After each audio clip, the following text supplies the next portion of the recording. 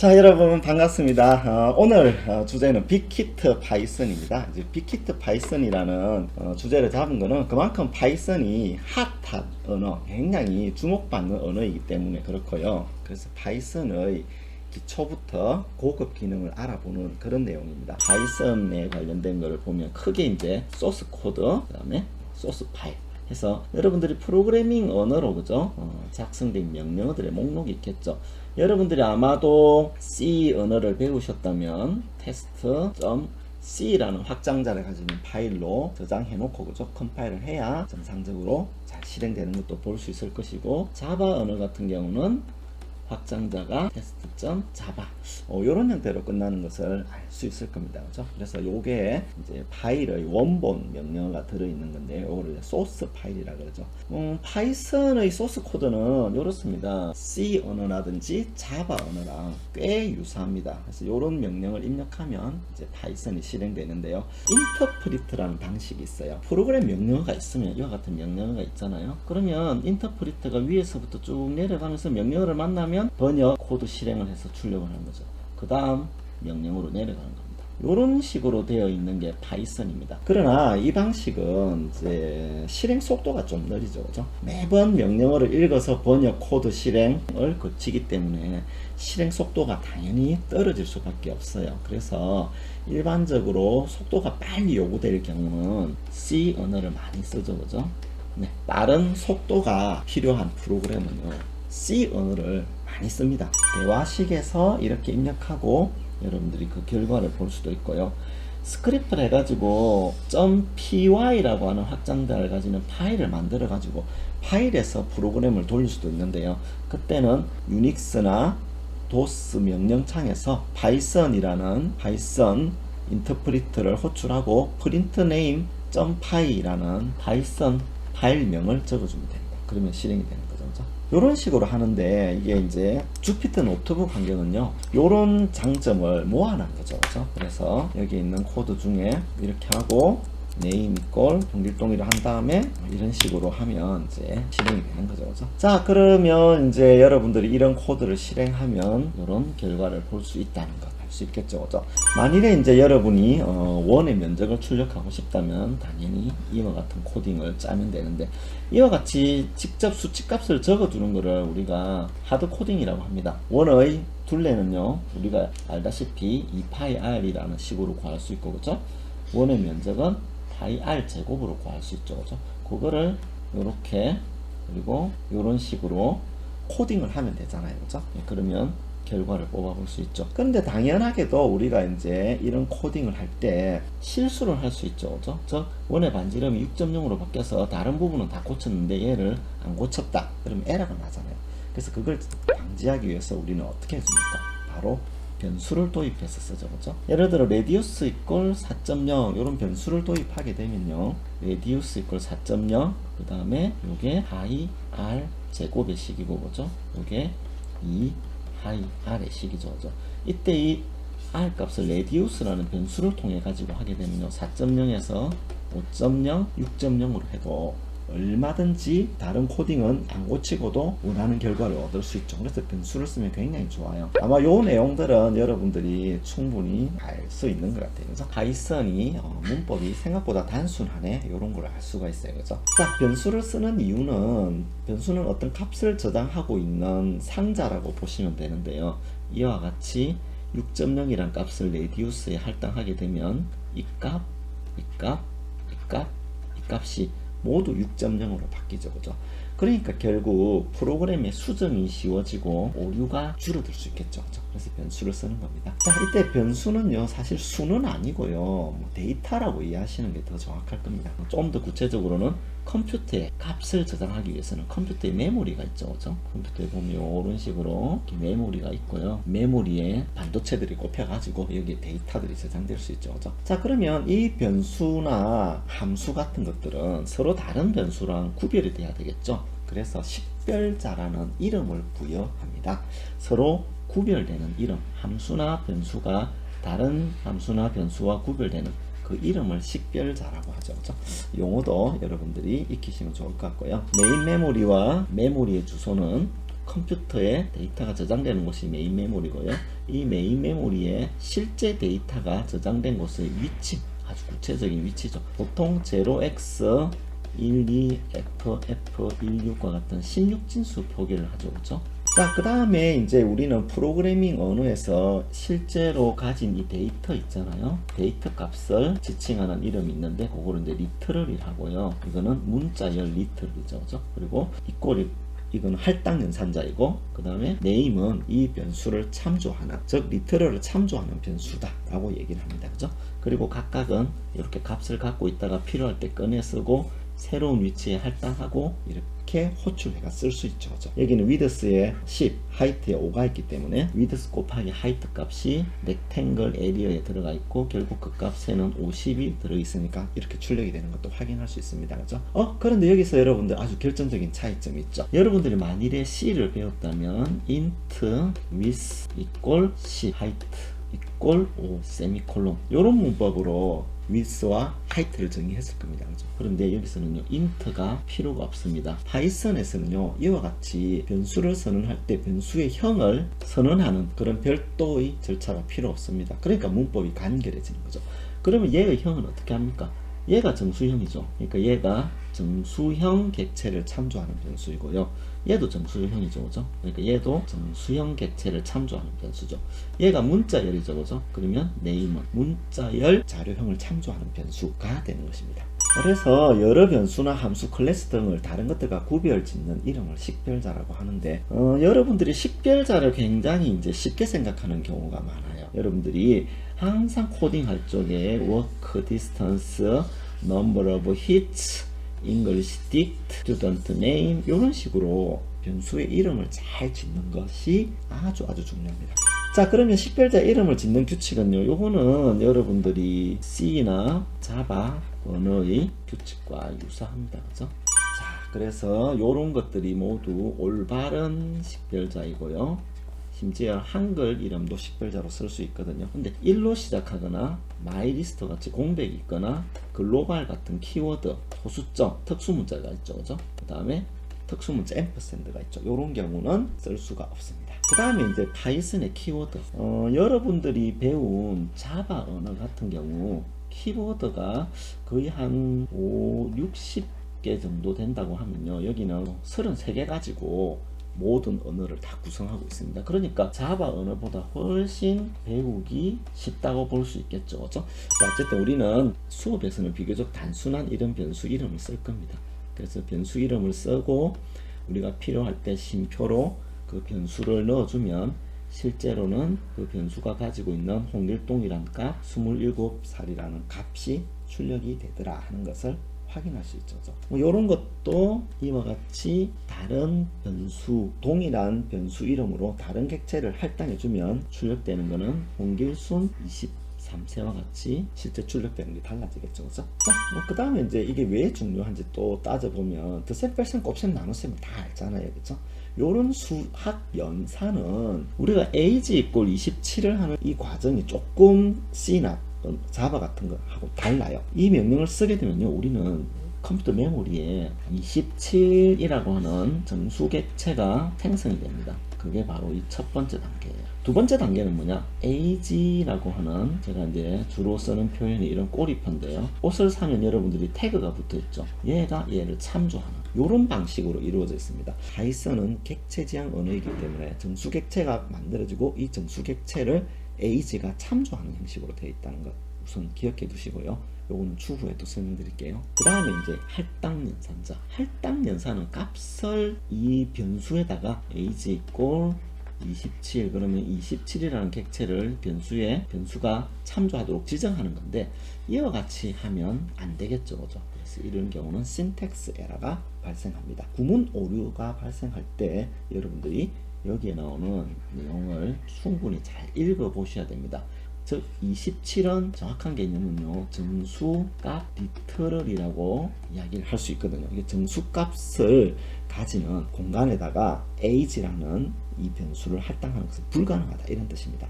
덧셈, 뺄셈, 곱셈, 나눗셈은 똑같은데 슬래시가 있잖아요. 얘는 정수 나눗셈의 몫을 구해주는 거고요. 이거는 나머지를 보여주는 것이고 요거는 그듭 제곱을 취해주는 것입니다.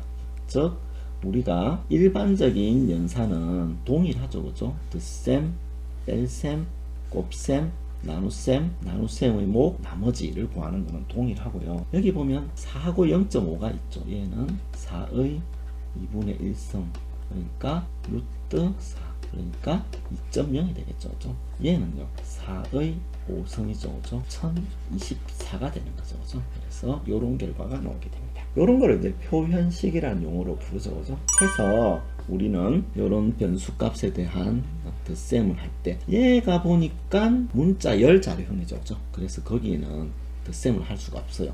그래서 타입 에러가 발생한다는 것 주의를 하셔야 되고요. 그 외 다른 기능들은 동일한데 정수 그리고 실수 덧셈 연산은 다른 것과 동일하고요. 그듭 제곱 연산은 아까 말씀드렸다시피 이렇게 우리가 쓸 수가 있습니다. 자, 그 다음에 자료형인데 기본적으로 파이썬은 정수, 실수, 복소수, 문자열, 리스트, 튜플, 집합, 딕셔너리 같은 굉장히 다양한 자료형을 제공합니다.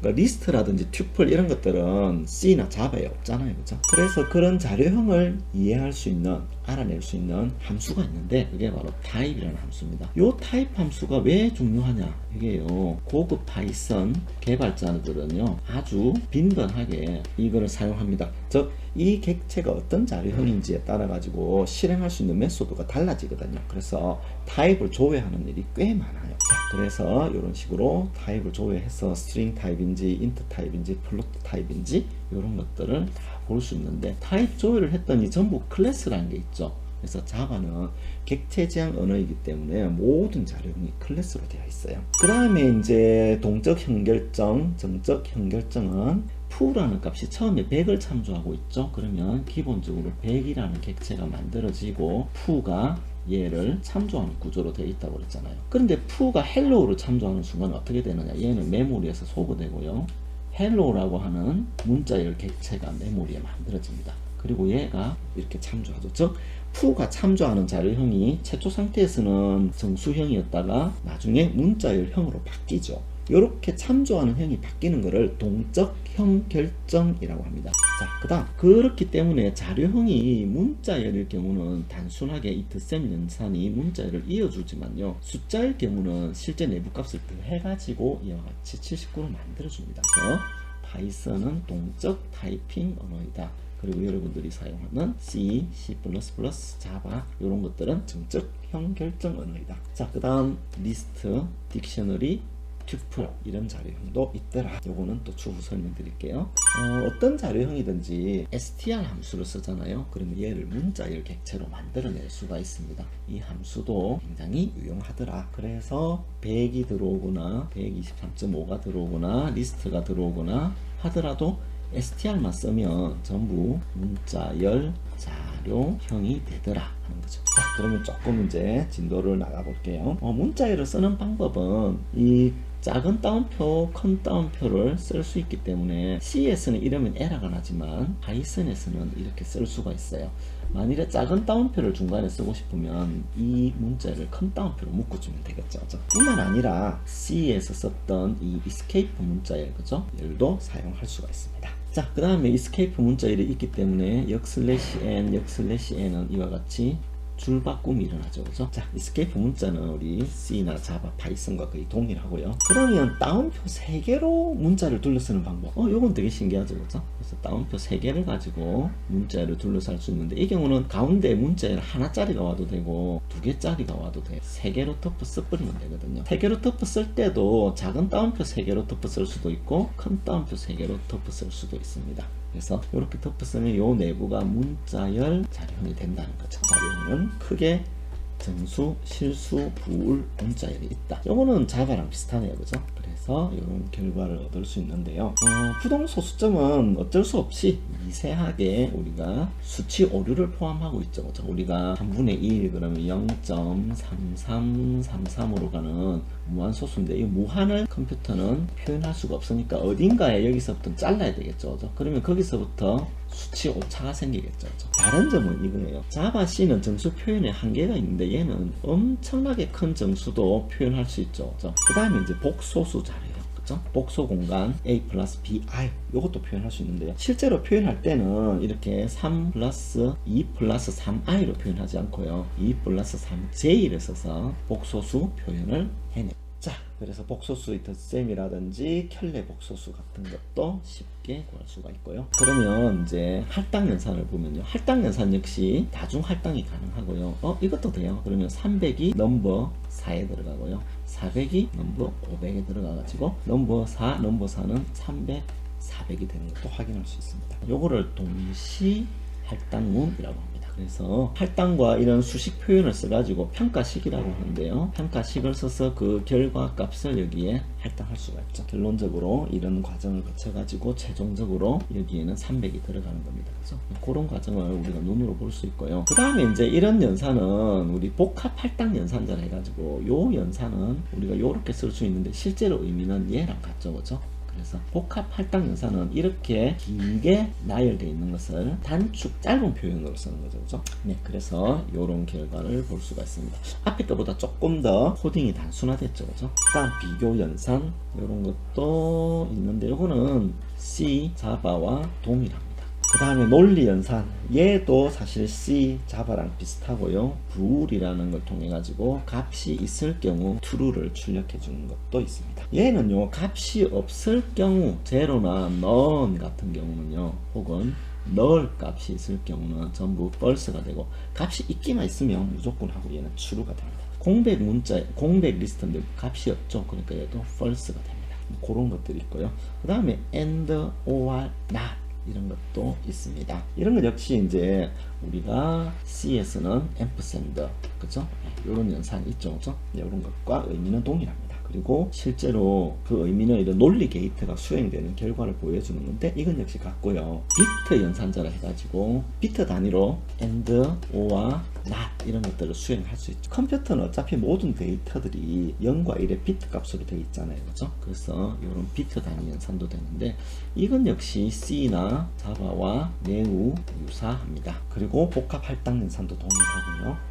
다음으로는 주성문입니다. C 언어에서는요 이런 식으로 주성문을 쓰고 그죠? 혹은 이런 식으로 주성문을 쓰죠, 그죠? 자바 역시 이런 식으로 주성문을 쓰는데 파이썬 주성문은 샵 기호가 나타나면 그 줄에 엔터 키가 나올 때까지 전체가 주성문이 됩니다. 그래서 우리가 이와 같은 코드가 있을 때 샵으로 나와 있는 요 전체가 주성문이 되니까 훨씬 더 주성문이 있을 경우 코드를 읽기가 좋죠, 그죠?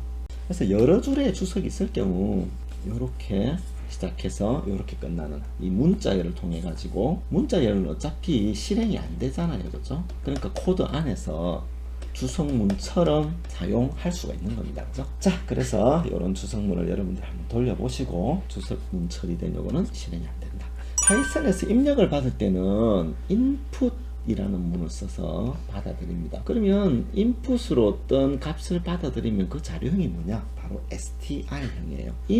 age equal input 나이를 입력하세요 이렇게 하잖아요. 그러면 입력받은 것을 int로 바꿔야 됩니다.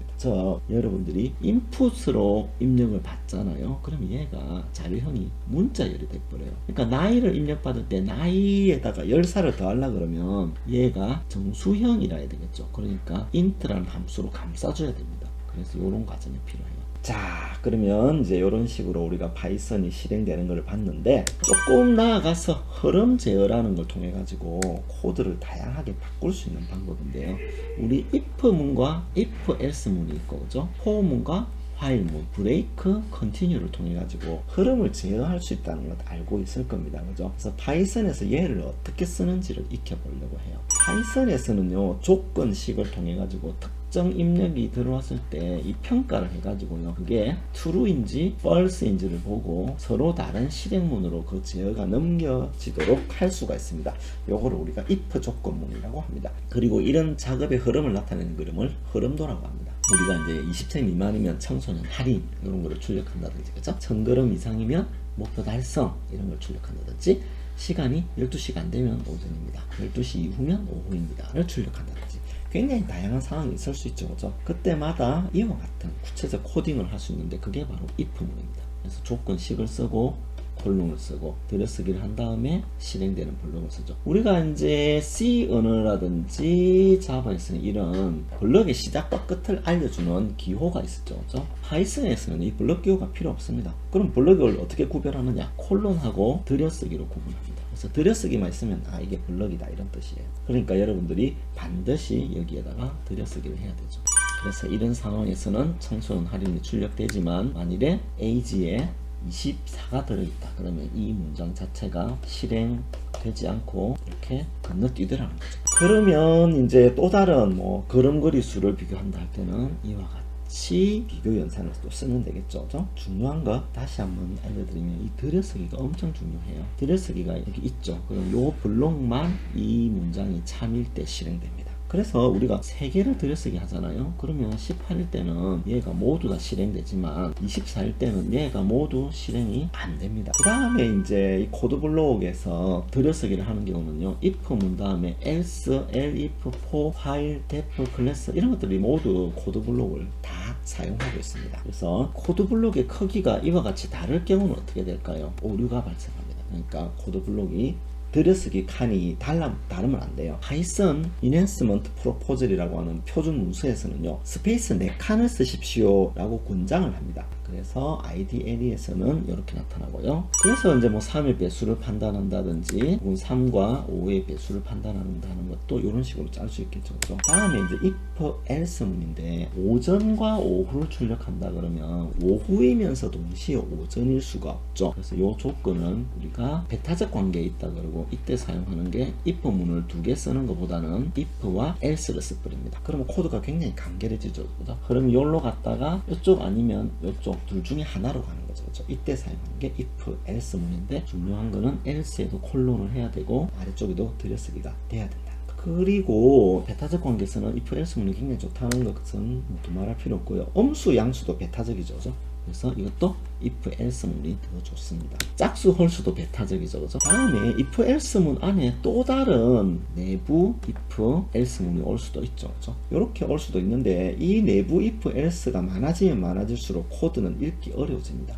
if, elif, else 문을 씁니다. 즉 100에서 90점 이상은요 A 등급, 90에서 80은 B 등급, C 등급, D 등급, F 등급이라고 할 때 요거는 5가지 조건이 서로 베타적이잖아요. 그죠? 그래서 이때는 if, else, if에 들여쓰기를 해가지고 할 수도 있지만 if, elif 해가 조건을 보고요 else 이렇게 합니다. 지금 여기서는요 if, elif, elif, else와 같은 형식으로 써주면 됩니다. 만일 스코어 값이 88이다 그러면 여기서 여기로 내려가다가 90보다 크다 라는 조건은 거짓이잖아요. 그죠? 그럼 여기로 가다가 80보다 크다 조건이 참이죠. 그러면 흐름이 여기로 가서 그레이드가 B가 된 다음에 전체 흐름을 마지막으로 가버리는 거죠. 네, 이런 식으로 if, elif, else 문이 구성되어 있습니다. 자, 그러면 이제 반복문을 들어갈게요. for, I, in, range, n 해가지고 n이 5다. 그러면 이 루프가 5번 실행하는 거죠. 문법이 너무 간단하죠. 그죠? 자, 한번 똑같은 코드인데요. for, I,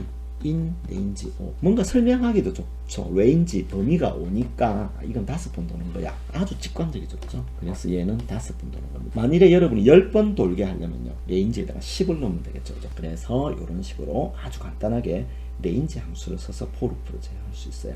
만일에 이제 내가 굳이 i를 쓰기 싫다 그러면 언더스코어를 쓰는 방법도 있습니다. 요거를 우리가 이제 제어 변수의 익명화라고 합니다. 그래서 얘가 굉장히 단순해 보이지만 훨씬 더 강력해요. 스타트와 스톱, 탭과 같은 3개의 인자를 줄 수 있어 가지고 이렇게 호출해도 되지만 이런 식으로 호출해도 돼요. 이 레인지를 리스트로 감싸면 리스트 자료형이 되거든요. 그러니까 0부터 4까지의 자료값이 나오죠. 그죠? 여기까지는 똑같아요. 그런데 0, 5, 2를 주잖아요. 그러면 2칸씩 건너뜁니다. 그러니까 어떻게 되겠습니까? 0에서 한 칸 건너뛰가지고 2, 한 칸 건너뛰가지고 4가 되는 거죠. 2, 5가 되면 2, 3, 4가 되죠. 0, 10, 2를 하게 되면 0, 2, 4, 6, 8이 나오는 거죠. 그러니까 우리가 아는 파이썬은 굉장히 문법이 단순해 보이지만 C보다 강력하다. C로 만일에 이런 시퀀스를 만들려면 여러분들이 코드를 굉장히 많이 짜야 되고 어렵게 짜야 되는데 훨씬 쉽게 짤 수 있죠. 자, 그래서 range 함수가 만들어내는 것은 range가 5일 경우 주의하실 점은 이 종료값 5는 반환하지 않는다는 겁니다. 그러니까 C와 똑같은 거죠. 그죠? 만일에 스텝 값이 2다 할 경우 간격이 2니까 한 칸씩 건너뛰는 겁니다. 그죠? 그래서 생성되는 값은 0과 2와 4가 되는 거죠. 그죠? 이런 것도 확인해 볼 수 있고요. 이런 걸 통해 가지고 훨씬 더 다양하게 레인지를 테스트할 수 있는데요. 출력할 때 줄바꿈을 막아주는 기능이 AND 공백이라고 하는 키워드인데, 이건 뭐냐면은 i를 출력한 후에 공백을 넣어주는 겁니다. 그러니까 0을 출력하고 공백을 넣고요, 1을 출력하고 공백을 넣고, 2를 출력하고 공백을 넣어요. 2와 4가 되는 거죠. 그죠? 이런 것도 확인해 볼 수 있고요. 출력할 때 줄바꿈을 막아주는 기능이 AND 공백이라고 하는 키워드인데, 이건 뭐냐면은 i를 출력한 후에 공백을 넣어주는 겁니다. 그러니까 0을 출력하고 공백을 넣고요, 1을 출력하고 공백을 넣고, 2를 출력하고 공백을 넣어요. 만일에 얘가 없으면 0을 출력하고 줄바꿈을 하고요, 1을 출력하고 줄바꿈을 하고, 2를 출력하고 줄바꿈을 해주는데, 그거를 공백으로 대치해주는 게 AND 공백 문자가 해주는 겁니다. 그러면 이제 그거를 가지고 정수의 합을 구하는 거 훨씬 더 자바나 C보다 문법적으로 쉽다는 걸 확인해 볼 수 있죠. 그죠? 주의하실 점은 1부터 10까지를 구해야 되니까 1부터 11을 적어줘야 됩니다. 그죠? 그런 거를 이제 출력해 볼 때 우리가 포맷이라고 하는 이 메소드를 쓸 수 있습니다. 여기 보니까 꼬부랑 글씨가 있죠. 요거를 플레이스 홀더라고 하는데요. i가 여기에 출력이 되고요, s가 여기에 출력됩니다. 이런 식으로 우리가 출력을 하게 되면요, 훨씬 출력을 쉽게 제어를 할 수가 있어가지고 굉장히 편해요. 자, 임의의 양수를 입력받아가지고 예를 들어 100을 입력받은 다음에 1부터 100까지의 합 5050을 출력하고 싶다. 그러면 int 인풋으로 입력을 받죠. 그런 다음에 그걸 n에 넣었죠. 그런 다음에 고인 레인지에 넣어가지고요, s에다가 i 플러스 1 값을 누적해서 더해주는 거죠. 물론 이제 이것은 이렇게도 되고, 여러분들이 1부터 n 플러스 1까지를 지정해 놓으면 어차피 n까지 시퀀스를 생성하잖아요. 그죠? 그래서 만일에 n이 100일 경우 1부터 100까지의 값을 생성하니까 이게 훨씬 더 이해하기 쉬울 수가 있습니다. 그 다음에 이제 여기에 들어갈 내용 중에 리스트라는 게 있어가지고요, 여기에 되게 큰 가로 쓰고 11, 22, 33, 44, 55를 써준 다음에 호인문에 리스트를 넣어주는 거죠. 이게 그런 다음에 그거를 이렇게 출력을 해주면, 이것도 굉장히 쉽죠. 왜냐하면은 우리가 레인지가 시퀀스를 생성한다고 그랬잖아요. 그죠? 이 자체가 시퀀스거든요. 그래서 포문은 시퀀스를 돌면서 값을 하나하나 꺼내가지고 출력해줘요. 거기에 실수값이 들어있어도 마찬가지로 하나하나 꺼내가지고 출력을 해줄 수가 있습니다. 누적해서 더하는 것도 이렇게 하게 되면 여기에 있는 값을 s가 0인데 거기다가 더하기 10을 하고, 더하기 20을 하고, 더하기 30을 하고, 다시 10을 하고, 50을 해서 최종적인 값은 150이 되더라. 이런 것도 확인해 볼 수 있고요. 그렇죠? 그런데 파이썬은 굉장히 간단한 함수가 제공돼요. 바로 sum입니다. 리스트에 있는 내용을요, sum에다 넣어버리잖아요. 그러면 리스트에 원소가 있으면 sum이라는 함수만 부르면 지가 그 값을 모두 대주거든요. 그래서 우리가 앞서 봤던 1에서 100까지 합을 구할 때도요, 레인지 1하고 101을 해준 다음에 sum에다 집어넣어 버립니다. 그러면 시퀀스가 1에서 100까지의 값을 만들어내고 sum이 해주니까 한 줄로 되죠. 그죠? 그래서 문자열도 포문에 넣을 수 있다. 즉 포문에 들어갈 수 있는 거는요, 시퀀스 자료형은 뭐든지 되더라, 이런 겁니다. 그래서 포문은 결론적으로 아주 강력하다, 단순해 보이지만 기능이 많다는 뜻입니다. 자, 그리고 뭐 중첩 포루프라든지 이런 것도 이렇게 짜면 되는데 C 언어보다 훨씬 더 간결하죠. 그죠? 이제 화일문에 대해서만 설명하고, 화일은 조건이 참일 때만 실행합니다. 그래서 조건이 참일 때만 이렇게 실행하죠. 그죠? 그래서 화일문은 사실 파이썬에서 어떤 수의 합을 구한다든지 그런 경우는 잘 사용되지 않고, 조건이 명확해야 끝난다 라고 할 때 화일문을 씁니다. 그래서 이렇게 가위바위보 중에 하나가 들어올 때까지 계속 반복할 때는요, not in이라는 걸 써요. not in은 뭐냐면 입력된 게 이 중에 하나에 해당되지 않으면 계속 얘를 실행하는 겁니다. 그래서 요렇게 해준 게 not in이에요. 이것도 전부 둘 다 파이썬 키워드인데요, 이 경우는 묵지 바를 입력해도 안 돼요. 즉 가위나 바위나 보 중에 하나를 입력해야 되거든요. 그래서 마침내 가위를 입력해야 종료가 되는 거죠. 요럴 때 while을 쓰는 거지, 앞서 어떤 덧셈을 할 때는 포문이 훨씬 낫습니다. 브레이크와 컨티뉴. 브레이크는요, 루프가 돌다가 브레이크를 만나면 빠져나와 버리고요, 컨티뉴는 루프를 돌다가 컨티뉴를 만나죠. 그럼 아래쪽을 점프해버려요. 아래쪽을 건너뛰고 조건문으로 가는 거죠. 그래서 여기서 프로그래밍에서 A, E, O, U를 만나면 컨티뉴 해라 그러면 출력은 하지 않고요, 자음만 계속 출력할 때는 continue를 쓰는 겁니다. 자, 이제 함수까지 들어가 보면 되겠네요. 그죠? 함수 역시 프로그램에서 빠질 수 없는 부분이죠. 그죠? 프로그램을 구성하는 큰 요소가 바로 함수입니다. 그죠? 저 프로그램을 작은 조각으로 나눠 가지고 걔를 이어 붙이면 요런 소프트웨어가 되지 않습니까? 그죠? 요런 부품이죠. 그러면 함수밖에 없느냐? 아닙니다. 모듈이라는 게 있고요. 여러분들이 .hi라고 하는 이 확장자를 가지는 이 코드 있죠. 요거를 모듈이라 그래요. 그래서 모듈을 가져올 때 사용하는 게 임포터입니다. 파이썬을 배운 사람들은 임포터, 터틀 혹은 임포트, 랜덤 이런 식으로 모듈을 가져와 가지고 여러분의 코드에 이미 작성된 파이썬 모듈을 써서 코딩을 하는 방법을 알고 있을 겁니다. 우리가 프로그램을 쓰다 보면요, 반복적으로 사용되는 코드들이 꽤 많아요. 그걸 이제 코드 덩어리라고 하는데, 우리가 이제 블럭이라고도 하는데, 걔를 계속 반복적으로 작성해 주는 거, 그런 힘든 일을 대신해서 미리 이 반복적인 코드 블록을 만들어주고 필요할 때 불러 쓰는 거죠. 호출이라고 하는데요, 영어로는 펑션 콜이라고 합니다.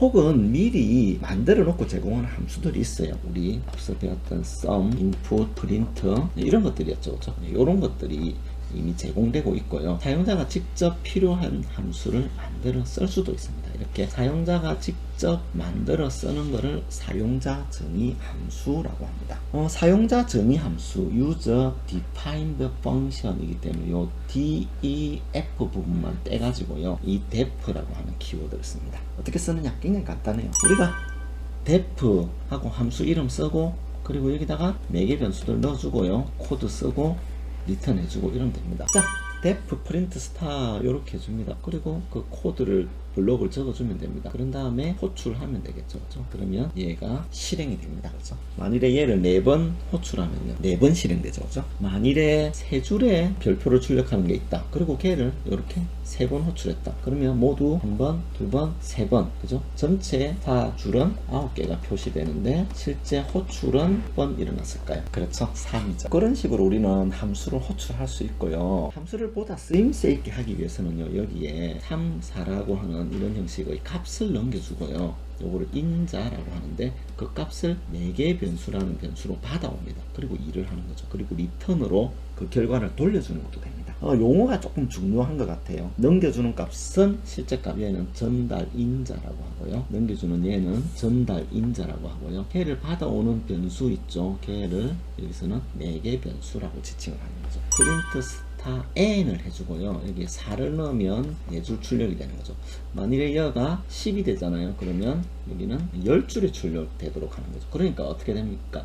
4개의 변수와 인자를 썼기 때문에 함수의 기능이 강력해졌죠. 보다 쓰임새가 더 좋아졌죠. 그죠? 이런 것도 확인해 볼 수 있습니다. 그죠? 그런데 이 인자를 2개를 줄 수도 있고, 그죠? 이 인자를 줘가지고 함수한테 일을 시키고 그 결과를 돌려받을 수도 있죠. 그죠? 그래서 그때는 리턴을 쓰면 됩니다. 자, getSum 있어요. 그죠? 얘는 값의 합을 구했죠. 그리고 리턴으로 그 합을 돌려주는 겁니다. 그러면 10과 20의 합을 구해가지고 그것을 n1에 집어넣는 거죠. 그러니까 30이 들어가고요. 100과 200을 넣어서 그 결과를 반환받아서 n2에 집어넣으면요, 그 값 300이 들어가겠죠. 즉 내부에서 10, 20을 받아서 일을 하고 100, 200을 받아서 일을 해가지고 그 결과를 돌려받을 때 이와 같이 리턴을 쓰는 겁니다. 그래서 혹은 간단하게 리턴만 써도 됩니다. 이런 이제 2차 방정식이 있고, 그죠? 2차 방정식에 근의 공식을 이용해가지고, 그죠? 요 근을 구하려고 할 때는 근이 실근일 경우, 그죠? 값이 2개가 되겠죠, 그죠? 반환할 때. 그때는 R1, R2 해가지고요, 근을 2개를 반환할 수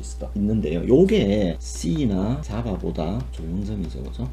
요런 것을 다중반환문이라는 이런 용어를 씁니다. 멀티플 리턴 스테이트먼트라고 하지요. 그리고 그 값의 형식은 이제 튜플이라고 하고요. 만일에 이제 인자가 전달될 때 인자의 값을 빠뜨리면 오류가 뜨죠, 그죠? 그래서 어떻게 하느냐? n = 1 이렇게 해줍니다. 그러면 인자를 빠뜨려도요, 1을 넣어주는 것과 똑같은 효과를 줘요. 그래서 요거를 디폴트 매개 변수라고 합니다. 그래서 요런 n = 1 이런 방식을 매개 변수 값이라고 하죠.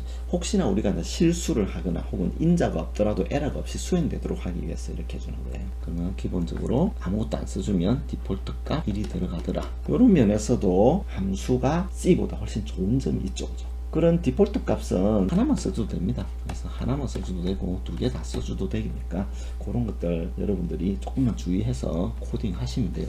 키워드 인자. 우리가 이제 근의 공식을 구하기 위해서 ABC를 인자로 받을 때 반드시 ABC 순서대로 해야 되는데 이게 이제 헷갈릴 수 있죠. 그죠? 그래서 그걸 방지하기 위해서 A 이꼴 1, B 이꼴 2, C 이꼴 마이너스 8 이렇게 하면요. 우리가 ax 플러스 bx 플러스 c 이꼴 0이라고 하는 이 2차 방정식의 근의 2차 방정식에서 a는 1이고 b는 2고 c는 마이너스 8이다라는 것을 이렇게 명시를 해줄 수가 있어요. 그러니까 호출할 적에 이런 식으로 주면 되는데 이렇게 하면 a 이꼴 1, c 이꼴 마이너스 8, b 이꼴 마이너스 2 이렇게도 동일합니다. 그 다음에 이것도 동일해요. 이렇게 하면 헷갈리지가 않잖아요. 그죠? 주의할 점은 너무 섞었을 때 이런같이 막 주면 안 돼요. 반드시 ABC가 명시가 돼야 됩니다. 그 다음에 이제 우리가 input 하는 거는 입력을 받아 가지고 그 결과를 이렇게 출력하는 거잖아요. 그죠? 요거는 키보드로 여러분이 입력하는 곳이에요. 그러면 그걸 입력을 받아 가지고 네임에 집어넣어 가지고 그 여러분이 입력한 부분을 요렇게 이제 출력해 주는 거죠. 그 다음에 이제 그렇게 됐을 때 정수값을 처리해 주기 위해서는요, 문자열로 입력된 것은 문자열끼리는 덧셈이 돼요. 그렇지만 문자열하고 정수끼리는 덧셈을 하면 에러가 나거든요. 그러니까 얘를 어떻게 하느냐, 얘를 int로 감싸줍니다. 그러면 이 int하고 문자열 100을 하게 되면요, 정수 100이 돼버려요. 그 다음에 1이 되기 때문에 결과가 100이 되죠. 그래서 이런 식으로 int로 감싸거나 플로트로 감싸야 되고요. 혹은 우리가 1을 문자열로 감쌀 때는 str로 감싸줘야 됩니다. 두 개를 받을 때는 이렇게 이제 문자열을 스플릿 해가지고 얘를 잘라낼 수가 있어요. 이거를 SE에다가 이렇게 잘라낼 수도 있다.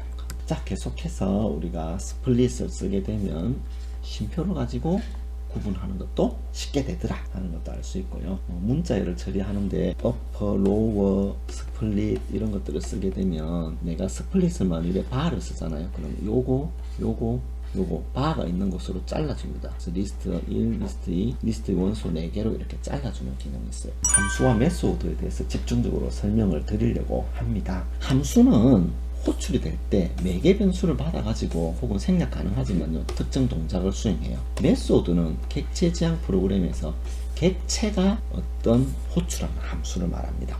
다른 말로 이제 객체를 인스턴스라고 하는데 이 인스턴스가 일을 하는 그런 게 바로 메소드예요. 자, 그래서 이건 좀 개념적인 거라서 자세히 설명을 드리도록 하겠습니다. 일단은 우리가 이제 굉장히 강력한 포맷이라고 하는 기능이 있는데 요거는 메소드다 라는 걸 이제 이야기하고 템플릿 문자 플레이스홀더에 대해서 설명을 드릴게요. 우리가 앞서 이 중괄호를 썼더니 여기에 있는 값이 여기에 나타나더라 이런 걸 확인할 수 있었죠. 그죠? 이런 것들이 여기에 나타나는 겁니다. 즉 여기서부터 여기까지는 문자열이죠. 그죠? 문자열에 있는 점이라고 하는 연산자의 포맷이라는 메소드가 하이라는 인자를 받잖아요. 그럼 요거를 문자열에 있는 요 부분을 찾아가지고 거기다가 적절한 이 값을 끼워 맞춰줘요. 그래서 요 공간을 우리가 플레이스 홀드라고 합니다. 이 플레이스 홀드에는 0을 줄 수도 있고요, 1을 줄 수도 있습니다. 비워둘 수도 있고요, 0과 1을 줍니다. 그러면 요게 여기 들어가고 요게 여기 들어가는 거죠. 이 0과 1이 왜 중요하냐면은 다시 보면요, 0, 1이 되잖아요. 그러면 파이썬 자바가 들어가고요, 만약 1, 0이 들어가잖아요. 그럼 인덱스가 이게 0이죠. 인덱스가 1이죠. 그렇죠? 그러면 이게 들어갑니다. 인덱스가 0이고 1이라는 거는 우리가 C 언어에서 배열을 보면 배열 원소가 있을 때 요놈의 인덱스가 0이잖아요. 그죠? 그거랑 동일합니다. 항상 컴퓨터는요, 값이 없는 데서부터 시작하기 때문에 인덱스는 0부터 가요. 인덱스가 0, 1이면 여기에 1이 있잖아요. 그럼 여기에는 자바가 찍히고 여기에는 파이썬이 찍히는 거죠. 이런 식으로 굉장히 고급진 기능들이 가능해요. 그래서 우리가 만일에 0, 0, 0을 주면 헬로, 헬로, 헬로만 찍혀요. 0, 1, 0, 1, 0, 1을 주면 헬로 파이썬, 헬로 파이썬, 헬로 파이썬만 찍히는 거죠. 굉장히 얘가 보니까 인덱스 중복을 통해서라든지 이런 것들을 다양하게 할 수 있죠. 자, 포맷 메소드를 안 쓰면 당신의 이름은 name, 나이는 age, 살은, 직업은 job입니다 해가지고 문자나 어떤 값을 표현할 때마다 쉼표 적어줘야 되니까 굉장히 불편하고 유관할 가능성이 높죠. 근데 이런 거를 포맷을 쓰게 되면 굉장히 간단하게 쓸 수 있잖아요. 첫 번째 인자는 여기 들어가고, 두 번째 인자는 여기 들어가고, 세 번째 인자는 여기 들어가네. 이런 것들을 쉽게 표현할 수 있고요. 이때 정렬을 위해서 3D, 4D, 5D를 하게 되면 칸의 크기가 3칸, 4칸, 5칸 이런 식으로 칸의 크기도 이렇게 지정할 수도 있습니다. 리스트 자료형 이래가지고요, 아까 봤던 자료값들을 이렇게 늘어놓는 것들을 이런 식으로 흩어놓아 버리면 찾기도 힘들고 정리하기가 힘들죠. 그래서 이런 식으로 정렬을 해버립니다. 요거랑 비슷한 C 언어의 자료 구조가 있죠. 그렇죠, 배열이잖아요. 근데 C의 배열은요, 내부적으로는 전부 포인트 연산입니다. 바로 메모리 있는 거를 주소값으로 접근하는 방식이라서 배열 자체가 어려워요. 그런데 파이썬은 리스트 구조가 단순하죠, 그죠? 굉장히 단순해가지고 문법적으로 쉬워요. 그리고 이제 인덱싱 하는 거는 우리가 봤던 C의 배열과 똑같죠, 그죠? 그래서 이런 인덱스를 이용해 가지고 원소에 접근하는 것이 가능합니다. 좋은 거는 여기에 숫자뿐만 아니라 문자열도 올 수 있고요, 그렇죠? 혹은 숫자와 문자를 섞어 쓸 수도 있습니다. 굉장히 강력하죠, 그렇죠? 그래서 빈 리스트를 만들어서 혹은 레인지를 이용해 가지고 1부터 9까지의 리스트를 만들고, 그렇죠? 혹은 리스트 해가 문자열을 넣어서 이 문자열 A부터 F까지 알파벳을 자료값으로 가지는 이런 리스트도 만들어 볼 수 있습니다. 그래서 리스트는 여러 개의 항목을 포함할 수 있는 파이썬 자료 구조다. 인덱스는 그 항목을 지칭하는 숫자다. 우리 손가락에 보면 이게 인덱스 핑거를 하지 않습니까? 그래서 인덱스는 어떤 자료값을 지칭하는 것이다. 인덱싱은 접근하는 것이다. 해서 이런 식으로 사용할 수 있는데, 렌이라는 걸 통해 가지고요, 요 리스트의 요소의 개수도 알 수 있습니다. 리스트는 인덱싱뿐만 아니라 굉장히 좋은 점이 음수 인덱스를 써서 제일 마지막으로 갈 수 있어요. CS는 제일 마지막으로 가는 게 어려웠죠. 파이썬은 굉장히 쉽습니다.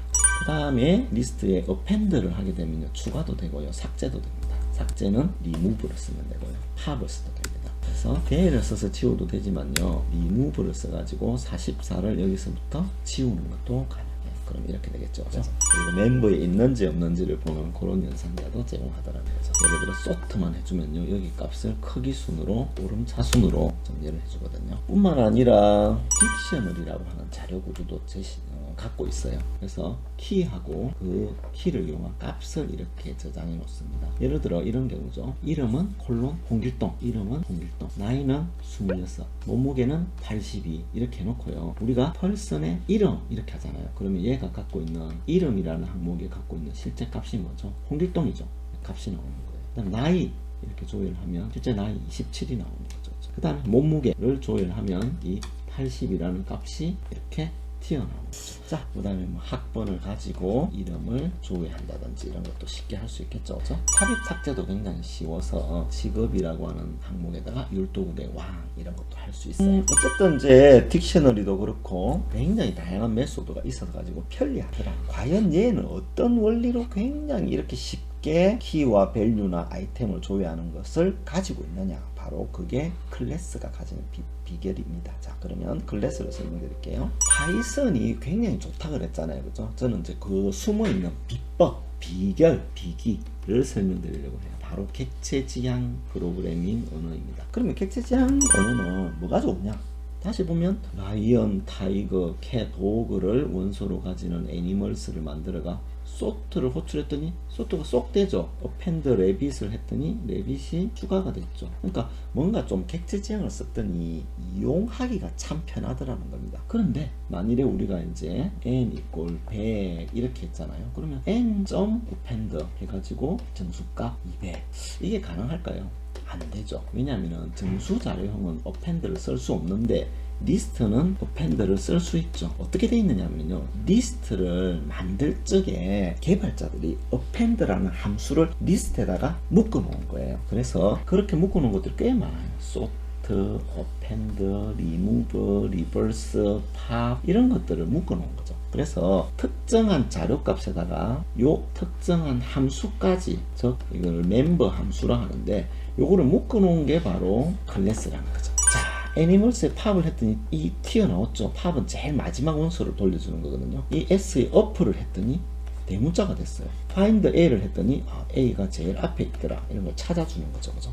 그것들이 바로 str이라고 하는 클래스가 갖고 있는 엄청나게 많은 메소드가 있다는 거죠. 자, 우리가 이제 기본적인 파이썬의 클래스는 다뤄봤고 코딩도 배워봤습니다. 그죠? 그 다음에 우리는 여기서는 배우지 않았지만 파이썬은 굉장히 많은 모듈이 있어가지고 그 모듈을 결합해서 쓰게 되면 여러분의 프로그램이 이와 같이 굉장히 강력해진다는 것도 알려드렸습니다. 우리가 애니멀스라는 놈을 이렇게 만들어 가지고 타입 애니멀스를 했더니 얘가 리스트죠. 그리고 id를 했더니 이런 정수 값이 나옵니다. 이 id가 뭐냐면요, 이 라이언, 타이거 이런 원소들을 갖고 있는 이 객체가 있고요. 이 객체를 제가 처음에 이 꼬리표를 가지고 설명드렸죠. 애니멀스라는 꼬리표가 요걸 참조한다 그랬잖아요. 그죠? 이렇게 참조한다 그랬죠. 그죠? 이때 이 객체의 고유한 정보들이 있어요. 얘는 어디가 메모리 있기 때문에, 그죠? 고유한 정보들이 있겠죠. 그거를 조회해 보는 게 id 값입니다. 그래서 서로 다른 객체는요, id가 다르다 라고 얘기할 수 있습니다. 반대말은 id가 같잖아요. 그럼 객체가 같은 거예요. 그래서 우리가 타이거를 만들고 타이거의 타입을 조회해보고 id를 조회했더니 얘랑 다르죠. 그죠? 그래서 타이거는 s가 이렇게 참조하고 있는데 메모리에 어딘가에 있고 그 id 값은 얘랑은 다르더라 하는 겁니다. 반대 있더라는 겁니다. 그죠? 그래서 모든 객체들은요, 서로 다른 객체들은 id 값이 다를 수밖에 없어요. 그런 것들을 살펴봤는데 우리가 n에다가 더하기 100을 하면 300이 된다는 거, n이 200이니까 여기다가 정수에다가 더하기 100을 하니까 300이 되죠. 자, 그런데 여러분이 재밌는 걸 볼 수 있어요. 이 n에다가 언더스코어 2개를 하고요, 점을 찍은 다음에 언더스코어 2개를 하고 add를 한 다음에 언더스코어 2개를 하고 100을 해요. 그러면 결과가 뭐가 나오냐? 300이 나옵니다. 여기서부터 약간 이상해집니다. 교수님, n에다가 100을 더했을 때 그 값도 300이고요. n에다가 점 add 100을 해도 300이네요. 그죠? 즉, 이 add라고 하는 요 연산자는 내부적으로 언더스코어 add 요런 식으로 구현이 다 되어 있어요. 파이썬은 실제로 우리가 불렀을 때는 n 플러스 100 가지고 내부적으로는 언더스코어 add 100 요런 식으로 메소드 호출을 해요. 그러니까 파이썬은 모든 연산이 전부 메소드로 되어 있습니다. 정수 클래스는 어떤 메소드가 있느냐? add, serve, mult 이렇게 되어 있고요. 얘를 실제로는 이렇게 불러쓰기가 귀찮죠. 이렇게 불러쓰면 되고요. serve는 이렇게 불러쓰지 않고요, 이렇게 불러쓰면 되고요. mult는 이런 식으로 불러쓰면 되고요. trueDiv는 이런 식으로, mode는 이런 식으로 불러쓰기만 하면 되는 거죠. 우리가 불러쓰기 좋으라고 이렇게 했지만 내부적으로는 모두 다 이런 클래스의 메소드로 구현이 되어 있습니다. 그래서 객체지향 프로그래밍 언어는 프로그램을 짤 때 프로그램을 실제 세상에 아주 가깝게 모델링하는 굉장히 좋은 기법이에요. 그리고 객체들의 상호작용으로 프로그램이 돌아가도록 하는 거죠. 다시 한번 클래스, 객체가 중심이 돼 가지고 소프트웨어가 돌아가는 개념, 그게 바로 객체지향 프로그래밍 언어이다라는 것 확인해 드리고요. 자, 계속해서 여러분들이 이제 게임 같은 거 좋아한다고 가정했을 때 요런 형태의 게임의 요소들이 많을 겁니다. 그죠? 요것들이 이제 함수 호출로 이루어진다고 가정하면 펑션 1은 펑션 2를 호출하고, 그죠? 또 펑션 2는 펑션 3을 호출하고, 만일에 이런 식으로 이제 절차적으로 쭉 돼 있다 하면 얘가 총을 쏴가지고 적을 맞추고 요런 것들을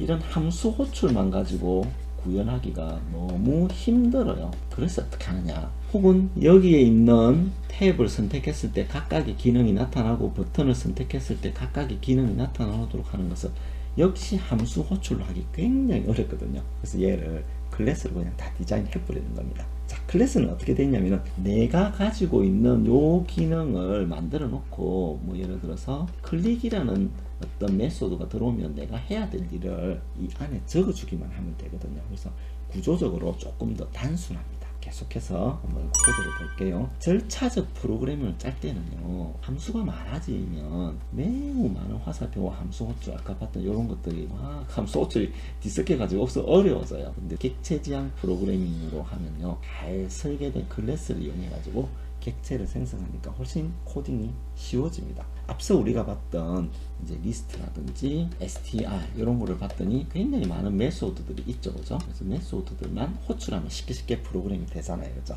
그래서 그런 방식의 프로그램이 객체지향 프로그램인데, 파이썬은 완전 객체 제약 프로그램이에요. 다시 정리하면 우리가 대표적인 C 언어 같은 경우는 전역 데이터가 있고 함수들이 막 서로 호출해 가면서 하기 때문에 나중에 되면요 코딩이 너무너무 힘들어요. 근데 파이썬은 이 객체들이 필요할 때 서로 메소드를 호출해 주면 되니까 프로그램이 커졌을 때 굉장히 유지보수 편해집니다. 그래도 잘 실감이 안 오잖아요. 이런 비유를 하면 어떨까 싶어요. 우리가 타이거라고 하는 이 스트링이 있죠. 그러면 up 이렇게 하면 어떻게 돼요? 그냥 대문자 T, I, G, E, R 이렇게 되죠. 그죠? 굉장히 쉽잖아요. 그죠? 어펜드 하면 그냥 추가가 되죠. 즉, 이 요소들에 대해서 호출, 즉, 이 메소드만 호출해 주게 되면요. 얘가 갖고 있는 기능이 바로바로 실행되잖아요. 그죠? 다른 어떤 전역 변수라든지 이런 걸로 갈 필요가 없어져요.